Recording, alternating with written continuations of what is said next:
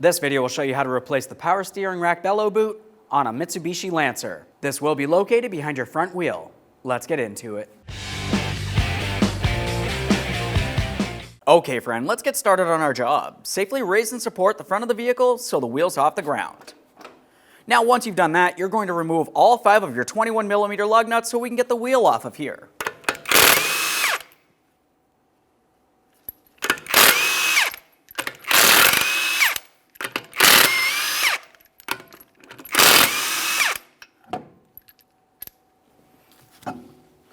Now that we have the wheel off, we have a clear view of our tie rod ends and our power steering rack bellows boot. Let's start right in this area here at our tie rod end jam nut. As far as the jam nut itself, we're going to be using a 22mm wrench. We're going to have to turn this clockwise. That's going to bring this up the inner tie rod end and away from the outer tie rod end. To prevent that tie rod end from moving, I'm going to be using a 19mm. We'll hold that still. Now I've got my 22mm on that jam nut. We'll get it to break free here. Now once it is broken free, we can go ahead and move that as you can see. Continuing on, we're going to start separating the outer tie rod end from our steering knuckle. This is held in place with a 15mm mounting nut. Go ahead and remove that mounting nut.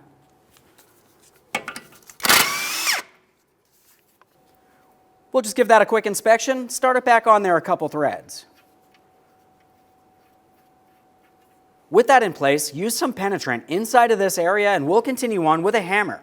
We're going to cause some vibration along this area of the steering knuckle. Being aware not to cause any damage, we want to make sure that the tie rod end drops down and away. We have the nut on here so it cannot fall out and potentially hurt us.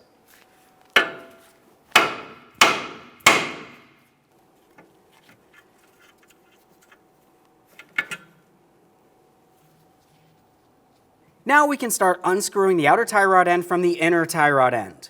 We're turning this counterclockwise. We're counting the amount of threads it takes to remove it. 1, 2, and so on.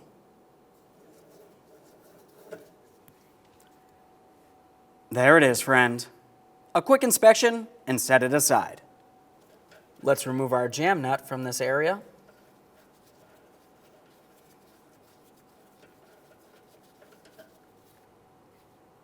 Now we can focus on removing our power steering rack bellows boot from the inner tie rod end and eventually the power steering rack. Along the outer aspect of the bellow boot, you're typically going to find a clamp of some sort. If it's an original clamp, you can just go ahead and squeeze on the ears and remove it. Give it a quick inspection, make sure it's not damaged in any way. The next thing I always like to do is break it free. I'm using a small hose pick, but you can use pretty much anything that will make its way in between the boot and the inner tie rod end. Now that I have that off of there, the next thing I'm going to do is use this hose pick to break it free from the inner tie rod end. After that, we'll be making our way towards that power steering rack. Now as far as the clamp on the inner portion of the bellow boot, typically if it is an original clamp, it's a single time use. So for this, I'm just going to line up with the tab on the clamp itself with a pry bar, and I'm going to tap on the far end of a pry bar with a hammer, breaking this free. We'll dispose of that properly. Now we'll take hold of the bellow boot. We're going to give it a slight twist and pull it out and away.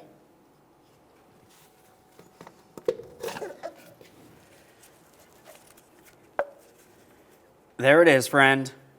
A quick inspection and we'll set this aside. Now the next thing we have to do is apply lubricant inside of the ball and socket area of the inner tie rod end. We'll pivot that. With your inner tie rod end, you're going to find that it came with a packet of lubricant. Let's apply some lubricant directly into this area. We'll work it around.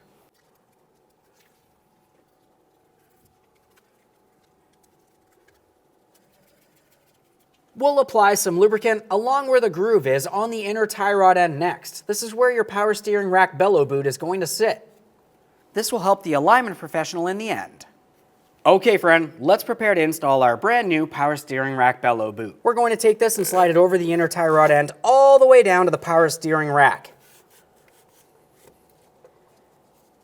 Now down in this area, we're going to have to make sure that the bellow boot is sitting over the power steering rack all the way around. You don't want any moisture or debris making its way into this area, which can be bad for the power steering rack. After you have that in place, let's secure it using a wire tie. Now I've already got this pre-formed into a semicircle. I'm going to slide this over the boot and of course we'll snug it up.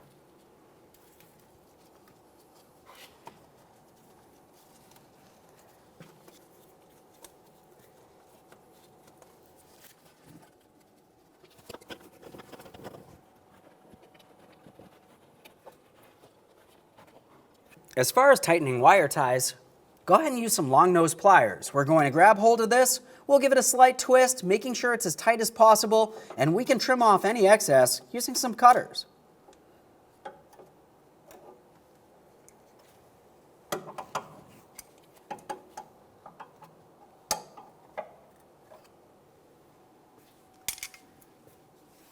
We'll take hold of that boot and attempt to remove it from the power steering rack. It should not slide out of place. Now let's continue on with the outer clamp for the Bellows boot. Prior to installing that clamp, we want to make sure that we have the Bellows boot in the proper area. You remember that we lubricated the small groove on the inner tie rod end. We want to make sure we have the boot in the same area. After that, we'll go ahead and squeeze on the ears of our clamp and slide it into place. Once again, we're just double checking to make sure everything's properly aligned and secured.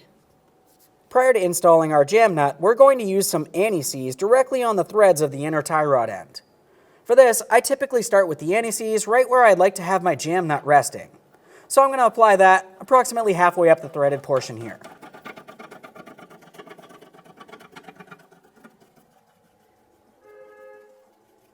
There we are, we can see some anti-seize there. Work it in. We'll apply some anti-seize on the threaded portion along here. All right, let's get ready to install our outer tie rod end. When we go to install this, let's make sure we turn it in the same amount of rotations it took to remove it in the first place. 1, 2, and so on.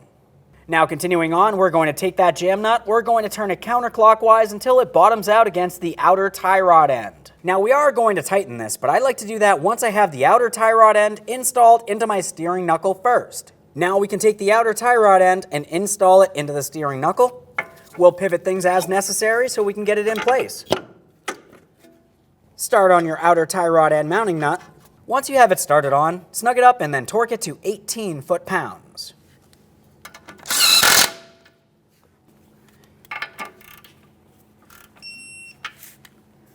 Double check to make sure that's secured. Now we need to tighten our jam nut. To tighten this, I'm holding the tie rod end and I'm turning the jam nut counterclockwise, bringing it in closer towards my outer tie rod end. One last quick inspection in this area and we can reinstall our wheel.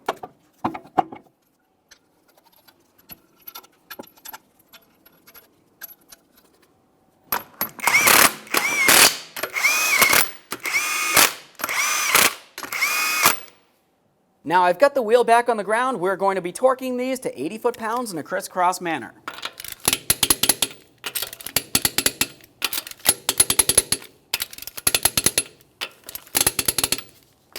Torqued. Okay friend, we finished our installation. At this point, go ahead and hop in the passenger compartment and take your vehicle for a road test down to your local alignment shop. Thanks for watching. When only the best will do, demand TRQ. The only company that lets you view before you do. TRQ is committed to offering the highest quality aftermarket auto parts that are engineered for peace of mind. Thanks for using and viewing with TRQ.